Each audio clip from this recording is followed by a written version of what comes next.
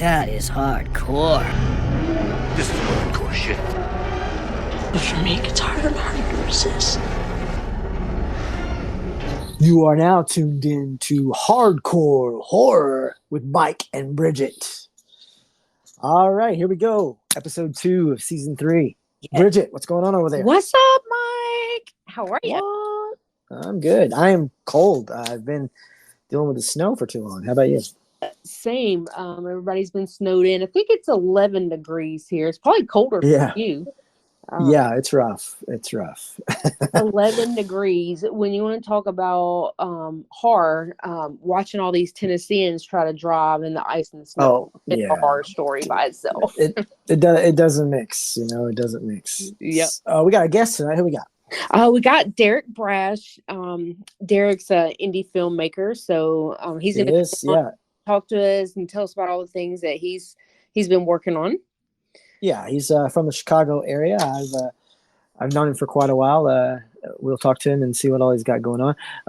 He's done quite a few projects. Just always making something new.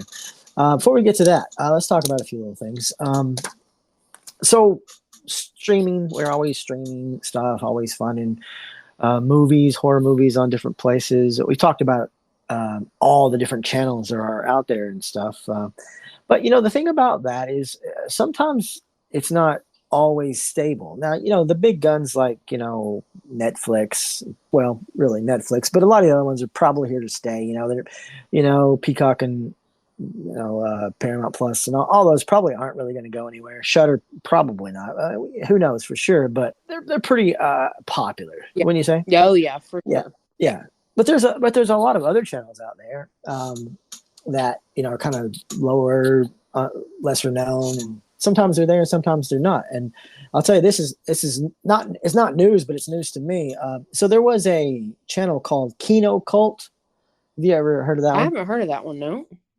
Well, there's this label called Kino Larber.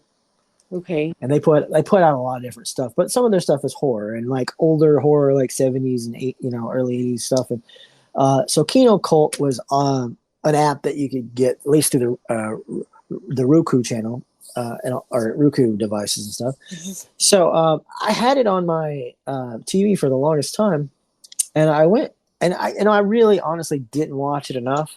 I would click it on and be like, oh, that looks cool. I'll check that one out later. But I didn't really spend enough time on there because there's so many options, Yeah. Well, anyway, yesterday I went to go check it out. I'm like, I'm gonna go see what's on Kino Cult, and lo and behold, it wasn't there. And I was like, that's weird. It is. It's so strange. And then I have this problem a lot where I'll go and I'm like, okay, I'll go and find something, and in my app I have to like completely reinstall it and take. Well, okay, that's what I thought. That's what I thought too. I thought it's something wrong with me. Maybe I deleted it accidentally. Blah blah blah. I searched it up. It wasn't there. So anyway, Kino does have a different one, but it's like an in-app purchases kind of thing, not anything what I was looking for, because this one was just free with kind of like Tubi, free with ads. So anyway, I looked it up.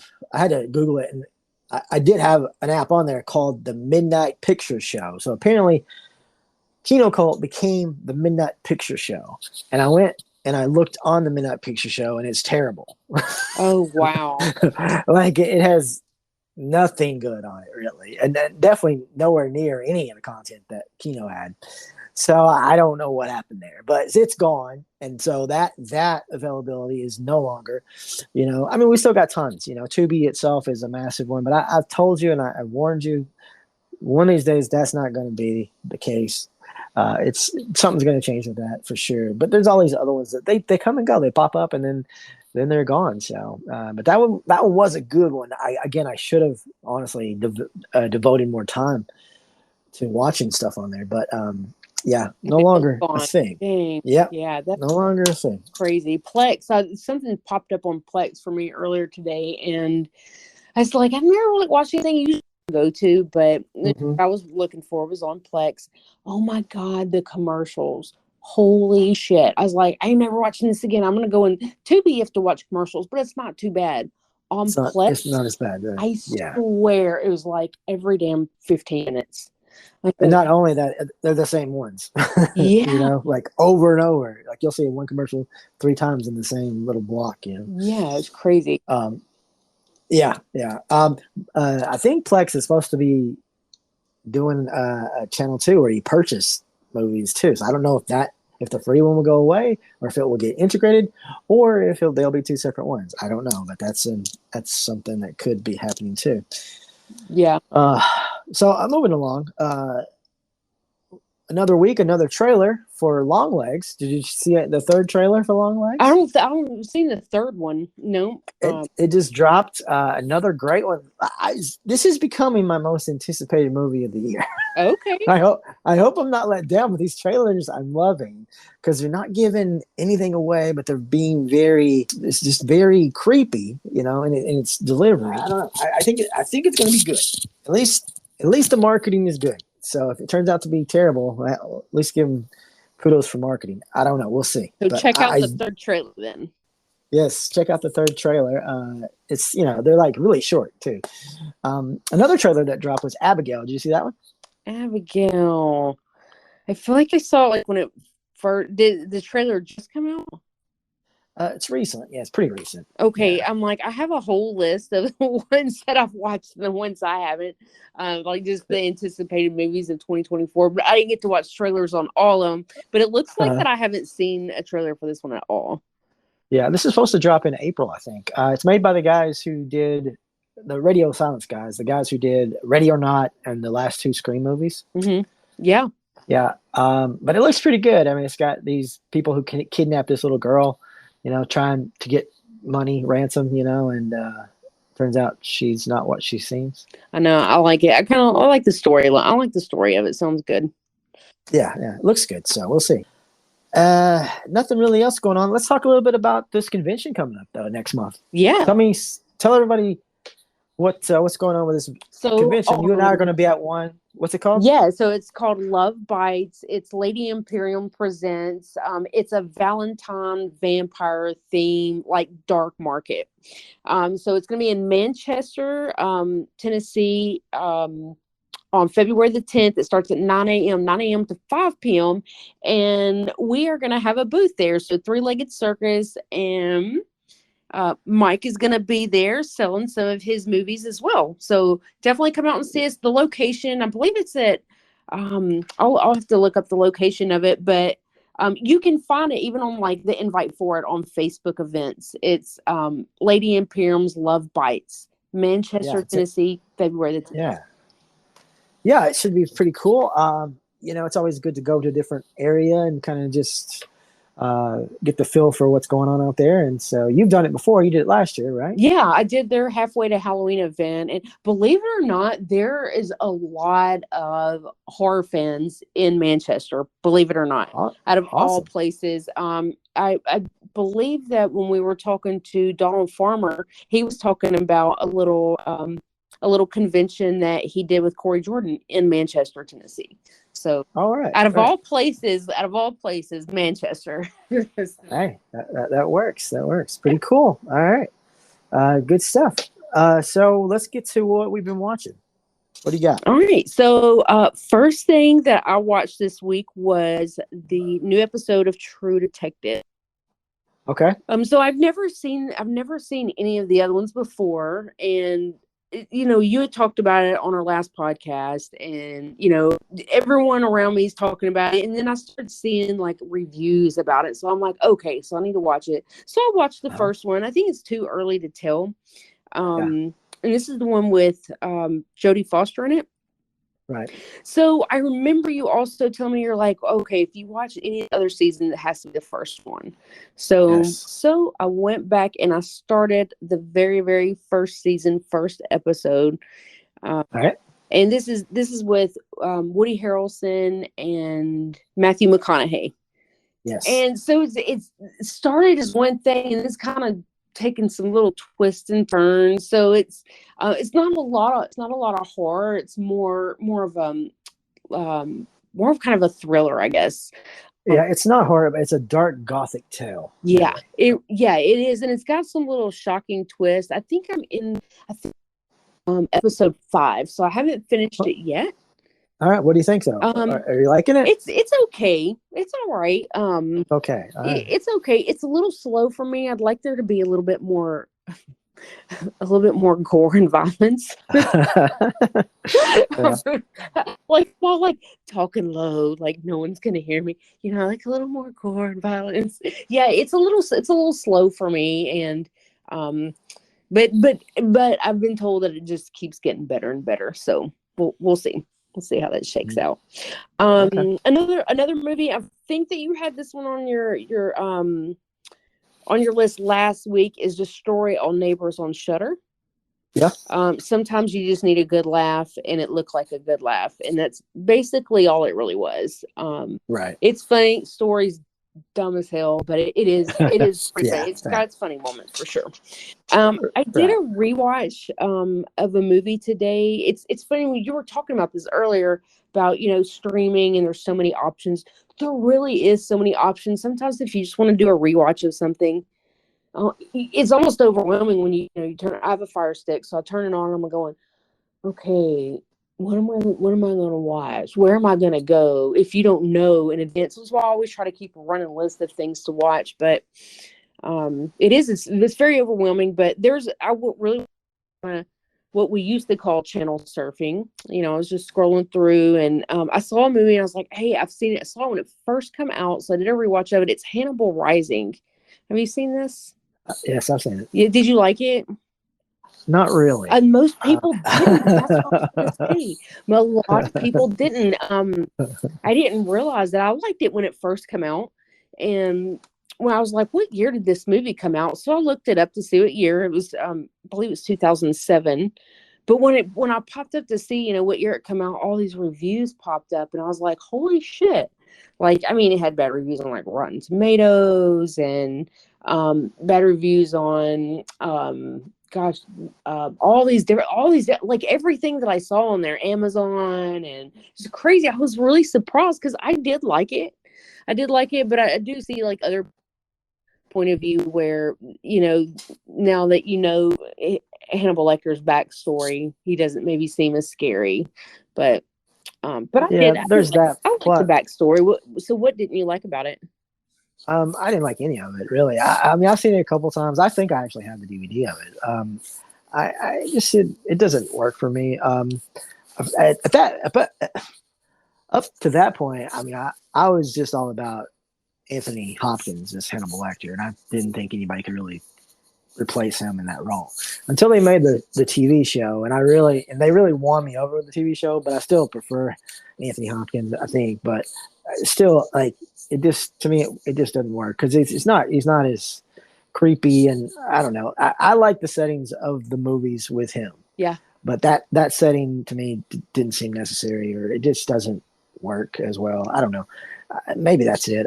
Maybe it's just the fact that it's not Anthony. Yeah. if they could have de-aged him, maybe it would have been okay. But yeah, like what he brought to that role at that time, especially, was a certain charisma that nobody could really replicate at that time, especially. Yeah, so, yeah, for sure. No, I do agree with that. I like the movie, but I could see that if you're attached to the character of that Anthony Hopkins plays, I could see that where you wouldn't like it. But anyway, moving on. A couple other things that I watched. I'll just mention. I started watching a documentary that is hosted by Donnie Wahlberg called Very Scary People. Okay. I watched the very, very first episode, and it was it's a 2-part series, so there's a couple episodes. I think it's a total of 2 hours. It's John Wayne Gacy, Full Secret. So I've seen so many documentaries on him, but I swear every documentary that I watch, I learn something new. Oh, nice. Kind of crazy. One thing I never even thought of, but that when we watch this documentary is that his dad wanted to be like really masculine, and that's what his name is John Wayne after John Wayne. I'm like, holy shit, I never thought about that. Every time I watch a documentary, I learn something new on John Wayne Gacy anyways. And then I watched another one on BTK. I didn't know a whole lot about the blind torture kill. I didn't know a whole lot about the story. So I started watching this documentary on him just to learn a little bit more about him. I'm talking to a gentleman that is in connection with they communicate and write and talk on the phone, and trying to get him to be on the podcast. He's definitely wants to come on. We're just trying to get that schedule figured out. So, I thought, God, I probably need to know something about, the BTK killer. So Right. so pulled out the documentary of that. And I mean, that's really all that I've really watched, this week. Been a little bit slower week, but what about you? Anything good? A few little things. So the first thing I watched was a horror documentary called I Heart Monster Movies. Oh, okay. Where'd you watch this at? I've never heard of this one.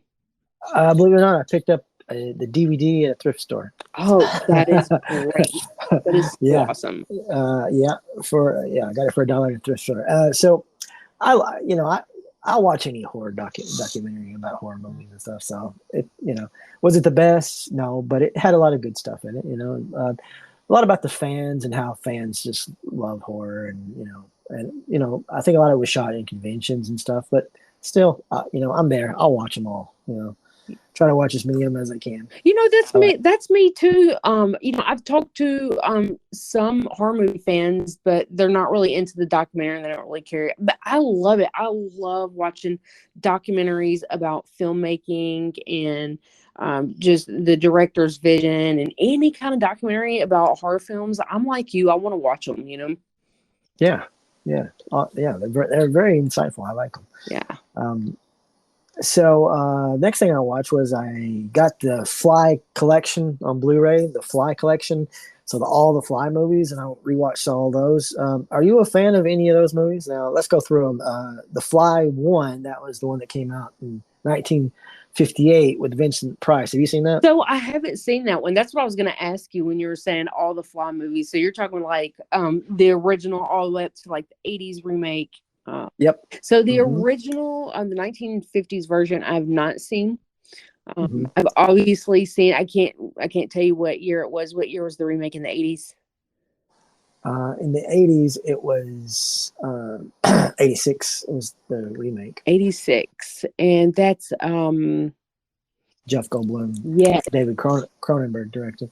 Yeah. So the first one, the first Fly, 58. It's pretty good. It's definitely dated, but to try to think about what it would be like to watch this movie at that time period, it probably was pretty freaky. Yeah. At this, watching it now, you're like, that's goofy. But at that time period, probably like, oh my God, Yeah, that's what you got to thing. do. You got to like put yourself in a, think like you're, they hadn't seen shit. No one's seen shit like that, so Right, we don't think about that. Yeah. Right. I try to, So there's that one. And then they made a sequel called Return of the Fly. And that's another one. It kind of just continues the story with Vincent Price and everything. And, it talks about the son growing up and everything. Another pretty decent one. Then the third one was called Curse of the Fly, and this was a little bit deviation in plot. It doesn't really have any of those people, but it was okay. Again, it's just they kind of follow the same formula. Once it gets going, it's not terrifically inventive at that point, but worth a watch. Okay. If you like those sort of, again, 1950s, 1960s, insect movies. So I didn't even know there was. So I knew there was the the original The Fly movie, but so you're saying more after that one before the 80s remake even happened. Yes. Okay. Yes, I didn't realize there was that many. Dang. They're all those, and then we get to The Fly, David Cronenberg's one from the 80s. Do you like this movie? I love this movie, and I'll tell you why. Because I'm like, I love body horror movies, and especially ones where they have like the practical effects, and just the makeup. And this movie's a really good example of that. And the acting is just amazing. I think they did a great job on this movie. I haven't seen the original one, but I'm guessing this is a good remake, just because I like it. This you can just put this with John Carpenter's The Thing, as this is a remake that really really outdone the original. Yeah. Yeah. It's way better. Yeah, I mean it's done so well, so well made. And it's funny because at one of my first conventions I went to, I met this guy, Charles Pogue, who was like, hey, he was like there as the writer of The Fly, and I'm like, oh, that's cool. I went to talk to him and stuff, and it comes to find out he did write a version of The Fly, but David Cronenberg, once he came in, he basically rewrote the whole thing. Oh, wow. So it's like, yeah, you were a writer of The Fly, but how much of it is really you? Because this is definitely a David Cronenberg film. You can tell. Oh yeah, for sure. Yeah, so well made. Holds up. I just watched it the other day. It holds up great. It's just fantastic. I mean, a wonderful, wonderful movie. After that was The Fly 2. Did you know that they made a sequel to this movie? I did know that they made the sequels to the 1986 remake. Have you seen it? I think I did see all of the rest of them because there's like 2 more, right? No, there's only one more. There's only one more. Okay, so then that one I've definitely seen. But I remember I was a kid, and I remember it wasn't as good as the first one. But then again, I was a kid, so I don't remember. Okay, it's not as good. Okay, no. I mean, the first one's so eloquently made, and it's not just about the horror. I mean, the horror itself is great in it, but it's so much more, this one is just more of I mean, there are a lot of good gore. See, the thing about this movie is the guy who did the creature effects in the first one for Cronenberg is the one that directed this movie. So, I mean, there are some good gore and creature effects and stuff in it, but the story itself is, it's the son of the fly and everything, and he's growing rapidly and all this. And I mean, it's okay. It's definitely watchable, but as far as sequels go, it's kind of like at that time period they weren't worried about really like let's make it as good as. And even in the interviews, he's like, I didn't try to do Cronenberg, I couldn't do Cronenberg. So I mean, I give him kudos for that. I'm sure it's hard to replicate something like that, but it definitely isn't as good though. But if you've never seen it, I would say, yeah, give it a watch. Okay. And it's definitely not the same cast, right? I mean, no. Yeah. Okay. No, okay. No. The only person that comes back in this movie is the guy who, I guess you would say was her former boyfriend. I would guess you would say. Yep. Yeah, he's the one that takes her to get the abortion and. Yes. Okay. Yes. Yeah. John Getz is the one that plays it. Yes, he's in it for a little bit. Okay. I would say more like a cameo, really, what you'd really say. Got it. There at the beginning, there is a girl pretending to be Gina Davis. Just not Gina Davis. Oh, that's so funny. Probably like giving birth. Exactly. See, I think I have seen this movie, but it was like, and I just remember just little bits and pieces. Right. The next thing I watched was a DVD. Wild Eyed Releasing made a DVD of a werewolf attack pack. This is 4 movies, werewolves. Well, I say that loosely. 4 movies on one DVD. And it's funny because really the one that's highlighted is Werewolf Island. It's not that great. I mean, it's these are really low budget for the most part. The problem I have with most of these movies is they're not really werewolves. I mean, the only thing in this movie is this. I mean, the sets are okay and everything. I think they, put a lot of heart into it. You could tell, but I mean, it's definitely got its low budget limitations. But the main thing about it is the werewolf is more like just a woman who looks like has a cat face. Oh, really? That's funny. That's my main problem with that movie. Is like, well, what's that gonna be? What's that? The next one was The Snarling. The Snarling. The werewolves are a little bit better, but it's still very low budget kind of deal. It was okay. I wouldn't say it's great. The next one was Cold Ground. And this one actually was really good. I don't know why this one wasn't the highlight. I don't even know why this one's on here with the rest of these, honestly, because it really is a well-made movie. It's kind of a Blair Witch ripoff, but well done. Really well done. I was very attentive all the way through it. The creatures were great. I thought the whole thing was good. I mean, if you like Blair Witch, you might like this. I mean, again, if you're not into found footage, probably not for you. But I thought it was done pretty well. And this is definitely by far, by a landslide, the best one on this whole DVD. This last one was called The Wolf House. The Wolf House, huh? Wow. I've never heard of any of these. Well, these are wild-eyed releasing pictures. Yeah. The Wolf House. Well, the thing about this one too is it's found footage too, but it's not as well made. And the creatures, they look like dogs. You know, they're not really. They're not. I'm like, this is a werewolf. See, this is a werewolf DVD, and like, I would say really only one of them is a true werewolf. You know, like. Really. Is Cold Ground, is that 2017? I know. Yeah. Yeah. Okay. Yeah. 1976, two young journalists leave for the French-Swiss border to investigate a strange case of cattle mutilation. Okay. So you can stream it for free on the Roku channel right now. So you know. So yeah. You should, it's a good watch. I mean, great cover and just it was a good movie. I liked it. Up next was I did a little bit of a watch of a docu-series on Netflix called American Nightmare. Oh. Did you see anything about that? I don't think so. What's it about? So it's a 3-part series. After a harrowing home invasion and kidnapping in 2015, a couple is accused of staging the ordeal when the woman reappears in this true crime docu-series.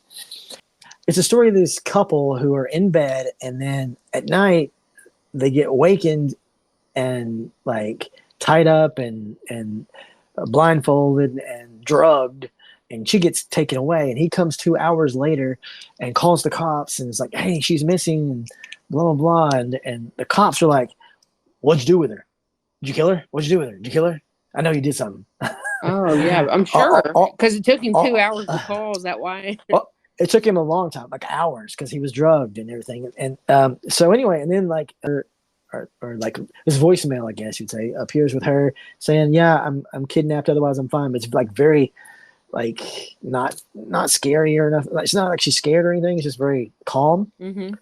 And then come to find out, like here later on, she was just released and found at her hometown, like 400 miles away, just released.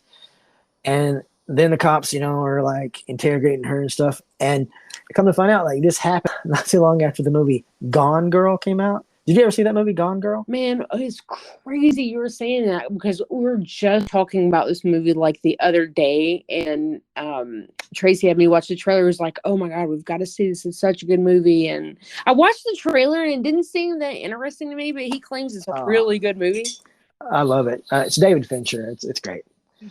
Yeah. Okay. So I'm gonna have to watch it now. So it's kind of along the same storyline, sort of. Well, so that movie came out not too long before this happened, and the cops are like, "Oh, this girl is Gone Girl. She just Gone Girl. That's all she did."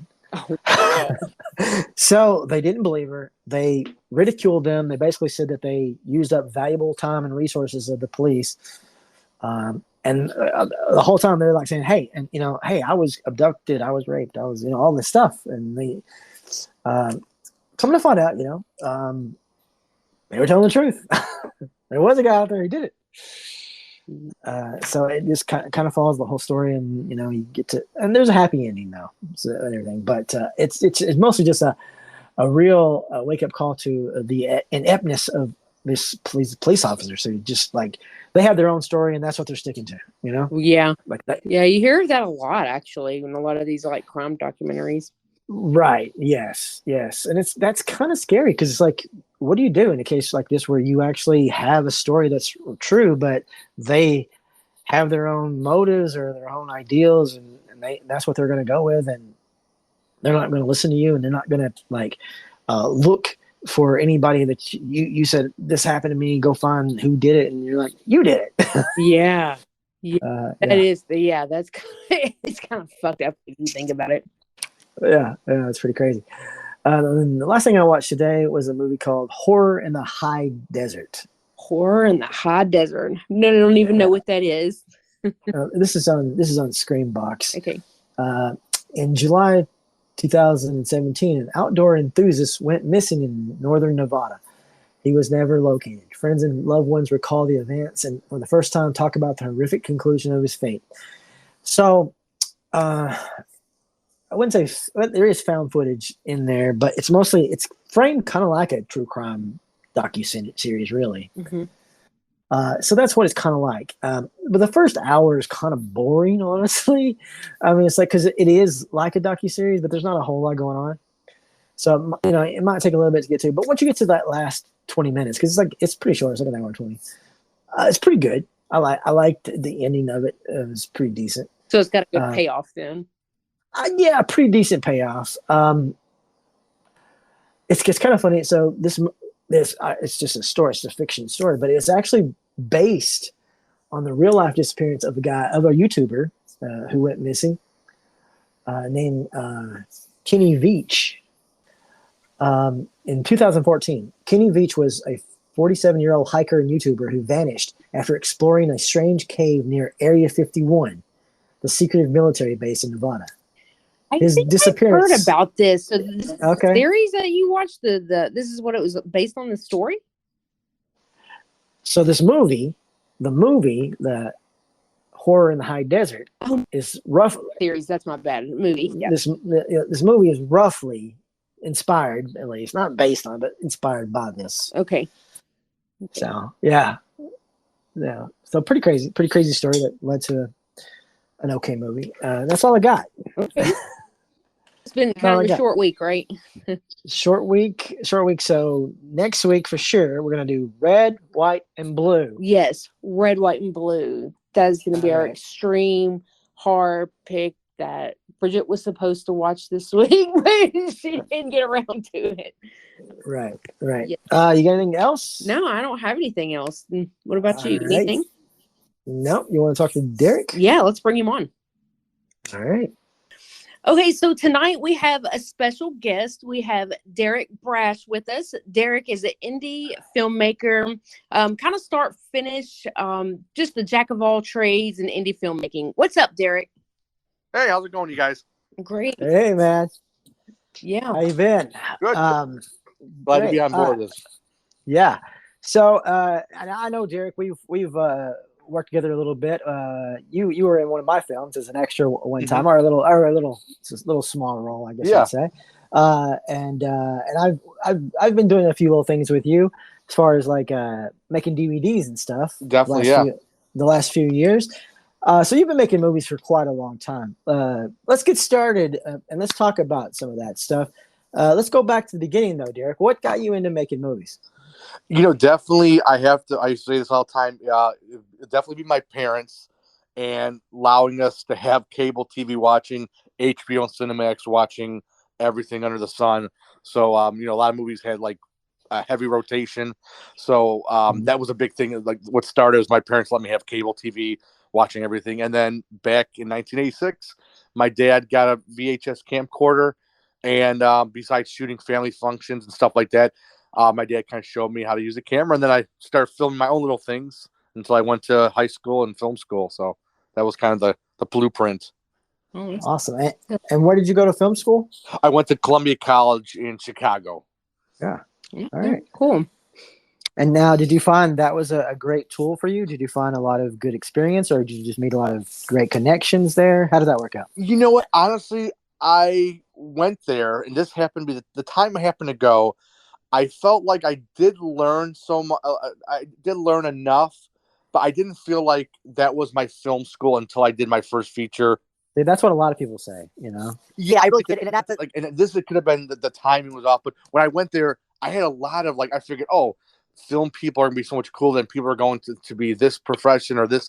But I had a lot of snobby people, and it was like, and it was weird because I was into when Tarantino came out in '94, or came out with Reservoir Dogs in '91, and all these indie filmmakers, and I liked gory films from Lucio Fulci. So I would put that into my films, and I noticed some of the people that were into artsy stuff kind of like looked down, and so it wasn't as cool and hip as I thought it was. I'll be honest. I Right. That's what I experienced, a handful of classes, but I pushed through, got my paper, my degree, and I mean, there was stuff I did learn, but my first film, my first feature, the Icing, was my film school, because it taught me, like, okay, you have no money, but you have to work your job, still go to school, and then you kind of budget, like, scheduling. Okay, you got your lead actor who can do it on a Tuesday, but the place you're going to shoot can only do Wednesday. So there's a lot of checks and balances, which I love. You to balance and juggle a lot.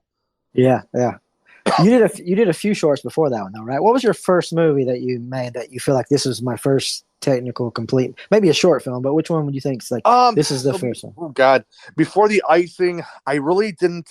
I worked as a PA and stuff. I worked with this gentleman who's passed away. He was a big mentor to me, Tom Volman, and it was kind of like a horror anthology. It was called Alien Agenda, and it was another project I did. And I basically did boom mic, did acting, did camera work, and that was my first foray into filmmaking. I think while film school, right before film school, or during film school, and I learned a lot. I met him at a horror convention, this director, and signed up on his list to be a PA, and I didn't know what a PA was. And my friend, who was a non-film person, goes, I go, what's a PA? It's a production assistant, you dummy. I'm like, oh, shit. So I'm like, oh, maybe he should be going to film school.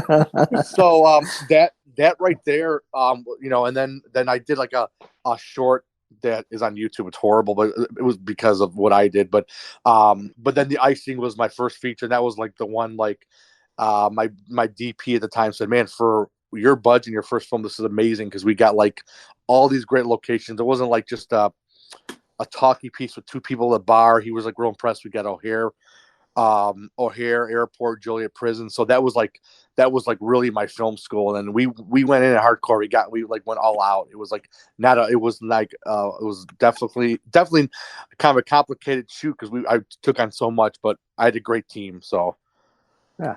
Awesome. Now you go from there. You've made a lot of different movies. You're constantly making movies, right? Pretty much all the time.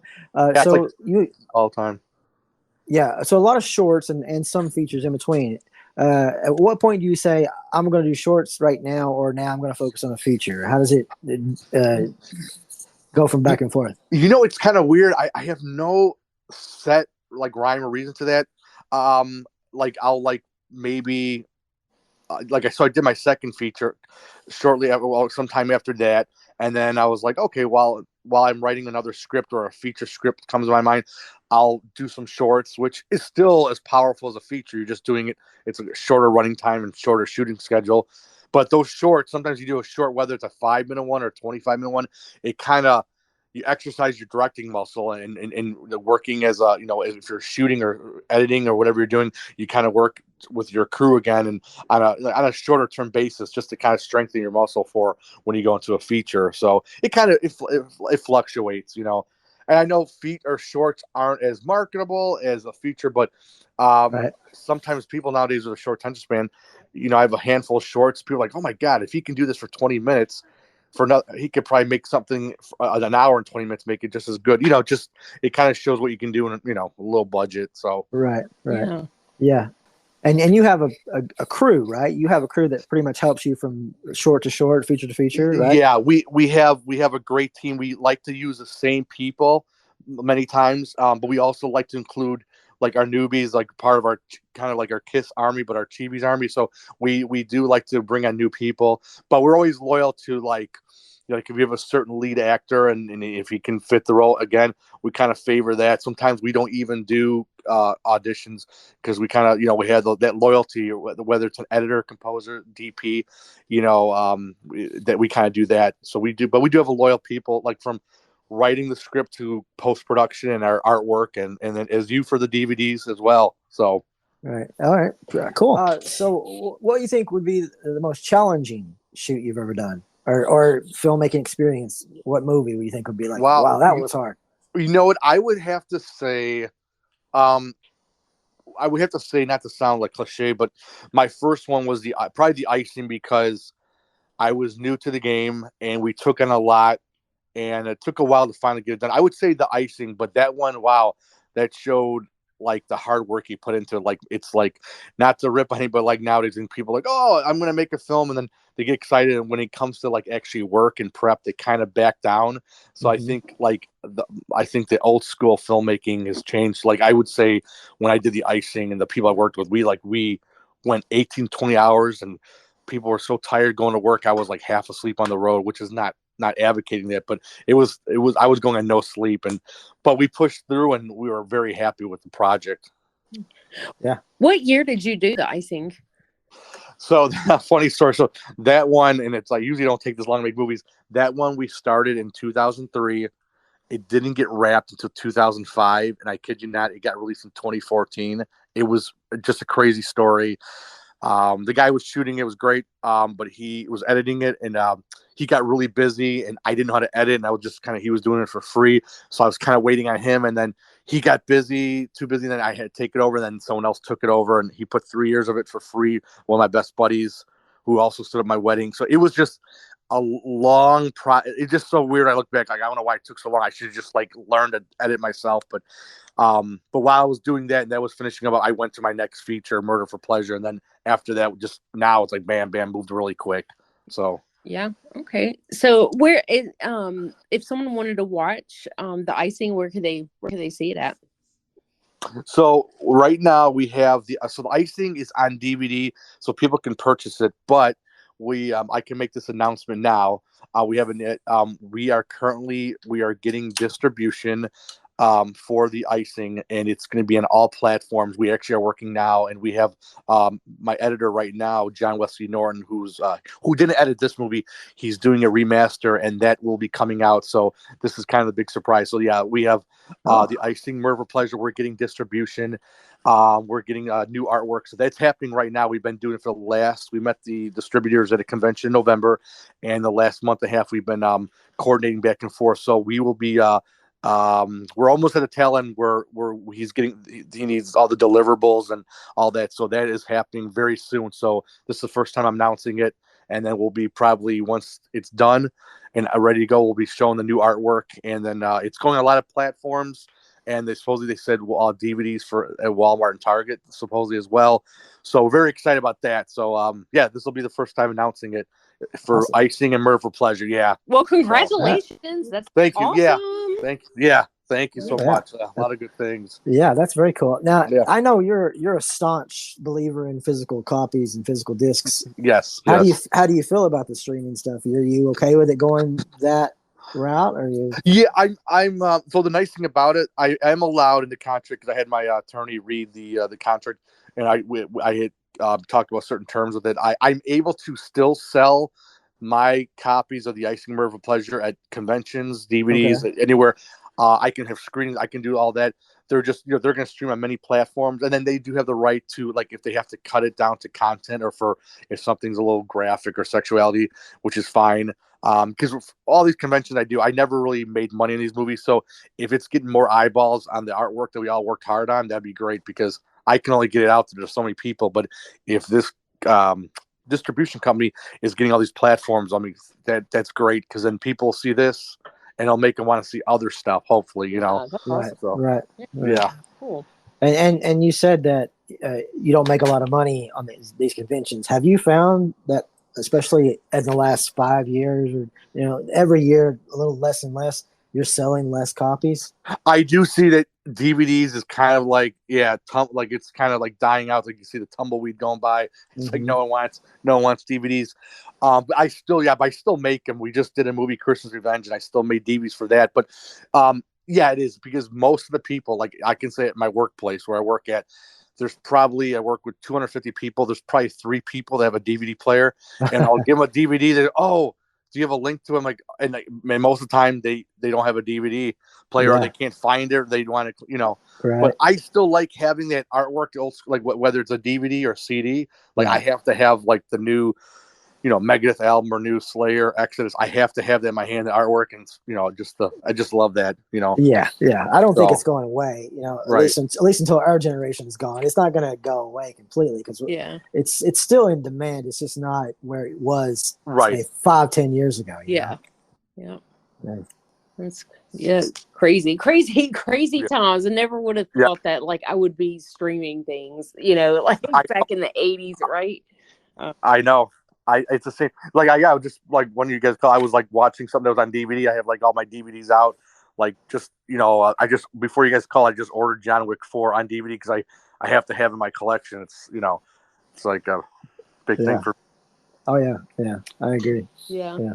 Is there anything particular you collect in your movies, like any particular genre or any year or particular director, anything particular? You know what so I love horror films, the horror genre. I think a lot of people think horror is my top genre. I would say my top genre is action martial arts.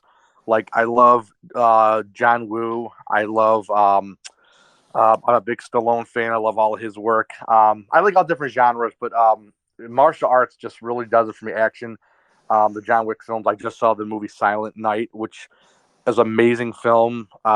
So yeah, a lot of genres. There's all different genres, but I definitely gravitate horror, if not action and stuff like that. And I'm a big I just introduced my wife to the movie Body Double from 1984. I'm a big De Palma Yeah. fan. Brian De Palma. Oh, yeah. Yeah. Yeah. So Did that she movie, like it? she did. She remembers seeing it. She might have seen the whole thing. She remembers just parts of it. So I might have showed it to her. She walked in watching it, but like that to me was like I wanted more of that. And Yeah. and De Palma was just a great director. Like he did what's it called? I learned this in film school. The mise en scene, where everything that tells a story just inside that frame with your camera work and your lighting, your sound, your sets. And De Palma to me was a master of that. Like he did that in Carlito's Way, the train station scene. So he's one of my favorite filmmakers, directors. Yeah. And this is the movie about the actor, right? He's an actor, and Yeah. is that it? Yeah. Yeah. Okay, that's a good one. That's like one I've seen it. So it's like a psychological sexual thriller. Yeah, yes, and it has the Frankie Goes to Hollywood song. That was a killer scene where Craig Wasson is on the set of a music video. It was actually an adult film he's making with, and Melanie Griffith, one of her earlier roles, was in there. She was good in that. Yeah. Oh yeah. Yeah, Yeah. that's awesome. Cool. You gonna make a film with martial arts? So that I always wanted to make something like that. I probably would have to do a 10-minute short because one, you need you need insurance, you need multiple cameras, and someone that can actually fight. You can do if you do a fight scene, you could tell if someone looks bad. So that one would have to be like definitely need somebody that's really athletic and can fight, and then having the safety measures on set. But that's something I want to do. I do want to do martial arts. Yeah, that'd be cool. Hey, you have goals. Have goals. Yeah, definitely. You would never think like murdering someone or slashing them up would be easier than pulling off a fight scene, Yeah, no, I know. And granted, makeup effects is tough stuff because, we like the feature that's coming out, Torture the Flesh. We had an amazing makeup artist. And if you don't get that one shot, you're like screwed. It's like you put all that money to the appliance and time, and then sometimes only have a one shot deal. And for that, we did do 2 camera angles for when we had when we have movies with gore. We try to do that just to have enough coverage. Hey, I watched some of your shorts earlier today, and that's one thing that I noticed is I was like, wow, the special effects were really good. Thank you. Really good. So I watched A Broken Promise, Christmas Revenge, and Mutilation Massacre. Thank you. Yeah. Each one had different parts. Yeah. Dominic Harris did Christmas Revenge, and then Mutilation Massacre was Francis Malozzi and Brandon Borgman, and then A Broken Promise was my wife Nina Trader, and then Jay Jewett did some of the effects too. So yeah, they're really good, and you can stream those on YouTube on your channel, right? Yeah, it's on my YouTube channel and then on my website, and we have to add the Christmas Revenge on my website this weekend, and those are on DVD. Those as well. Okay. And on YouTube, is it under Cheevies Productions? Is that right? Yeah. Cheevies Film Production. Yeah. Cheevies Film Productions. Got it. Yeah. All right. Cool. And you have a project that you've been working on, because I watched a trailer for a movie, and I don't know if it's you're still working on it or you're wrapping it up. You want to tell us about that? Oh, let me. It might be Torture the Flesh. Yeah, Torture the Flesh. Yeah. Yeah. So yeah, we have a trailer. That trailer's been out for a while. So that's the one that was my next feature that I wrote and then produced. And that one, my editor is almost done with being picture wrapped. Probably sometime, hopefully this month. He's getting really close, and then I'll have to view it, make sure there's no trims or cuts. And then after that, we're going to give it to my sound designer, Bobby Thompson. He's going to do the all the mixing and the score, and then hopefully have a release. We're trying to release it, not to rush my editor or my composer. We're trying to release it, have a soft premiere. Me and my wife have a table at Cinema Wasteland, April 4th, 5th, and 6th in Ohio. So we're trying to do a soft release there if we can, and then do the big premieres at the theaters. But that's what we're hoping. So. Oh, okay, nice. Yeah. And so that's an editing. And are you working on anything else, or are you just waiting for that one to come out? No, I'm working. So right now we have. So I've been working with this gentleman, Phil Herman, and Phil Herman's. He's out of New York. He's a great filmmaker, producer. We've been doing a bunch of these anthologies. One was A Broken Promise that you mentioned. That was part of an anthology with other filmmakers called Doomsday Stories. And then Christmas Revenge, which you saw, was part of I Slay and Christmas. That's another anthology. So Phil Herman makes the DVDs for these. And then I sometimes I take my own movie out of it and make a separate DVD, he was fine with it. But right now we're doing another anthology called Phil Herman's on Earth. And my wife wrote a story where we wrote together. She wrote pretty much the most of the script called The Ties That Bind. And we're shooting that in April and May. It's a 7-day shoot. So that's actually first time doing a thriller since the Icing. It's a crime thriller that me and my wife are doing. So that's part of another anthology. So we're excited about that. So we'll be doing that. And I have a handful of other things we're doing. Just so much on our plates, but we love doing it. That's awesome. And so your wife helps you write some of these. She just helps you with the screenplay, right? Yeah, she's like the brains of the operation. So this last one, we've written a handful of movies together. This last one, The Ties That Bind, she came up with the story, and pretty much it's 75-25. She wrote most of it. And we just have another movie that we wrapped it's kind of a Hallmark film. It's called I Wish I Knew. It's something that she stars in. It's like very heartfelt film. And that one is already in the can, but it'll be edited after my editor and composer are done with Torture of Flesh. And that's a heartfelt film and that we wrote together. It's so we have a lot of range. We have a lot of stuff. You'll see stuff like you'll have you got people that have your Serbian film, and then you'll have The Notebook. So we have some crazy range. So we like to switch it up. Hey, Yeah. Right. I got you. Yeah. Yeah. Yeah. And then there's sometimes people watch a movie and like, what the heck, Derek? My God. Yeah, so it's I love giving that reaction where you kind of shock people, because I like to shock people and make them laugh and sometimes scare them away. So yeah, that's the best though. What am I watching? What just happened? Yeah. That's the best. Yeah. Yeah. That's the reaction you want to get for sure. Right. Yeah. So Derek, with these movies now, so you're working with an editor and a composer. Now, when you hand these off to these, are you working really closely with them? Or are you just like, here, take it and run with it, and I'll see what you got at the end? It varies. So John Wesley Norton, who's the DP for Torture of Flesh, he had the footage, and he basically I trust him. He's got the script. He goes over, he looks at all the footage, and he'll give me a rough cut, and me, my wife, and maybe a couple of crew members will kind of watch and give some feedback. So that one, basically, he's kind of doing it. I kind of sat in once to show me what he did. Bobby Thompson, who's my composer, but also has edited some stuff like A Broken Promise and Christmas Revenge. Sometimes I'll sit in with him and he'll send me stuff. So, but I trust him, but I like just to get feedback. I always make sure though, when they say it's a final cut, I just look at it just to make sure that, because once it's done, you go to tape and DVD. I just want to make sure it's finalized. So I always kind of give them my last final say and everything. So, yeah. You ever had an experience where they just weren't connecting with your vision, or there's like not exactly? Not those two. I've had people in the past where there was one or two projects where, and I mean, they were new, and like the light was in the shot. It was like obviously in the shot, and I gave them a bunch of notes. And I said corrected, and they came back, and I'm like, hey, did you read the notes? Yeah, I said all the same things were there. It was kind of frustrating. And then I think after I kind of was kind of. I think I probably came off as an asshole. Like, no, dude, you got to check the notes. And then he got like better, and it helped and everything. But the editors at work now, like right now, has been John Wesley Norton and then Bobby Thompson, and they've been great. So. Yeah. Cool. Awesome. Well, what about anything else? Like, you've made so many movies.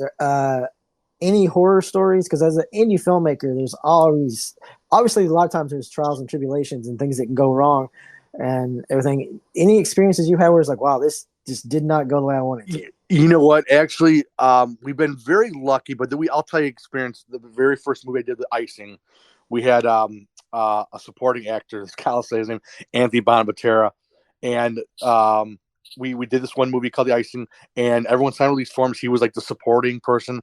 Well, the movie took a while to get out. Well, next thing I know, we released the trailer, and he was blowing up my phone, left a message. I talked to him on the phone.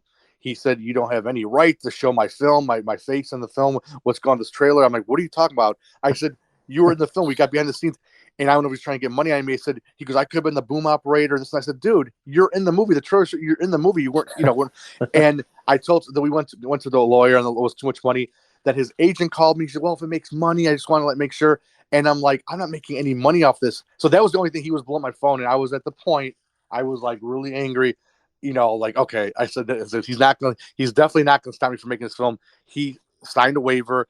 He was on set. There's witnesses of the camera action right in front of him and behind the scenes. So that was the craziest thing that happened, I would say. But the movie came out great, and we had Jim McMahon from the Chicago Bears. That was probably my first big highlight, working with like an amazing athlete celebrity, Mm-hmm. So that made up for it. So cool. Yeah. That's awesome. And the Icing, Yeah. that's getting ready to come out. When did you say that would be come out to purchase? Still not sure. Right now, my editor is actually cleaning it up for them because they just needed like a kind of a remastered version. We're fixing that up. So hopefully within a month or so, I mean, my editor should be done with that this week. They just needed that cleaned up, and then just like some things with the trailer, they need things changed around. So hopefully next couple of weeks, and then it's in their hands. They get the deliverables, and then we'll go from there. So yeah, cool. And so I'm sure you'll do like big announcements on social media. So if anyone wants to find you on social media, where can you be found at? So basically, if they go to Facebook, type in Derek Braasch, my name. I'm there. I'm always posting stuff, and then I have a Cheevies Film Productions Facebook page, as well there. So and I have a bunch of my movie pages like the Icing, Murder for Pleasure. But yeah, if they contact me there, I'm always posting stuff. I'm like easy to find. I'm like, Cool. All right. Awesome. Yeah, we got lots of lovers of indie horror movies for sure. So yeah. Yeah. Everybody make sure to check it out. Derek Braasch. And right now they can buy your movies from your website and see you at conventions, right? Yes, definitely. Yeah. Yeah. You got any conventions coming up? Yeah, actually, we do. Me and my wife, February 10th, we'll be in Milwaukee for the MightyCon. Randy Beasley's a great guy. He's we're doing a convention for him on February 10th and March 2nd, and then we're doing Days of the Dead, I think March 22nd to the 24th in Chicago, and then Cinema Wasteland in April 4th, 5th, and 6th, I think. So those are the next 4 conventions we got. So hopefully sell some DVDs, make some money to fund back some of the projects we're doing. So nice. Yeah. Awesome. You are a busy man for sure. Yeah. And I have a full-time job as well. So it's it's like almost both of them are full-time, the filmmaking too as well. Yeah, but you love it though. You love it. And it sounds like I do. Sounds like you and your wife are like really good partners, and you guys, it sounds like you enjoy doing it together too. Yeah, no, she's amazing. Sometimes a little too much. I kind of burn her out because when everyone leaves the set, she has to live with me. So she has to get so sometimes she's like, Derek, I need a breather. I don't want to talk about 10 million film, but but she's great. So like I've been kind of taking it down a notch so she can kind of relax. But she's like a great partner because she's just theater and actress and a singer. So she's been a big help. All right. Awesome. Kudos to her then for sure. Yeah. Yeah. Well, we really appreciate you coming on and talking to us and telling us about all your projects and what you got going on. Thank you for having me, guys. Thank you. I enjoyed this. Yeah. Absolutely, man. Yeah. Anytime. Good luck with all the projects, and let us know when all of them come out, all of them get released and everything, and we'll spread the word. I will. Thank you. All right. Thanks, Derek. Take care. Bye. Take care. Bye. All right, Derek Braasch. Huh? Wow, busy guy. Dang. Constantly, always making movies, all the time making movies. You know, I mean, he gets people to edit his movies, which is a good deal because that way he can continue his momentum. See, when I was making movies, I always got so held back by the editing process. It'd be like you make a movie and you get really good, really into it, and then you have to sit back and edit it for months, and then I get tired. Yeah. So he's got somebody while he's got someone editing one movie, he's already working on and filming another one. Yeah, So and that's really rolling. the way to do it, to be a director. You know, to be honest, that's the best way to do it, to be a director. Yeah. To not have your hands in all the pots, because you really can get burnt out doing everything. But he does a lot of his stuff, so he's obviously happy making movies and doing a lot of different stuff on there. So yeah, awesome. All right, you got anything else? Yeah, no, I don't have anything. All right, so we're gonna be seeing people at the convention. Yeah, February 10th. February 10th. February 10th, Manchester, Tennessee. You can look the event up on Facebook called Lady Imperiums Presents Love Bites. All right. Well, until next time, stay hardcore. Yeah. All right. Yeah. Do that. All right. Until next time. So later.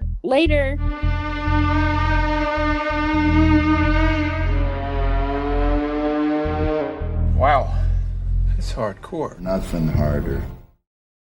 Hardcore Horror with Mike and Brigitte is a part of the Tennessee Horror Podcast Network.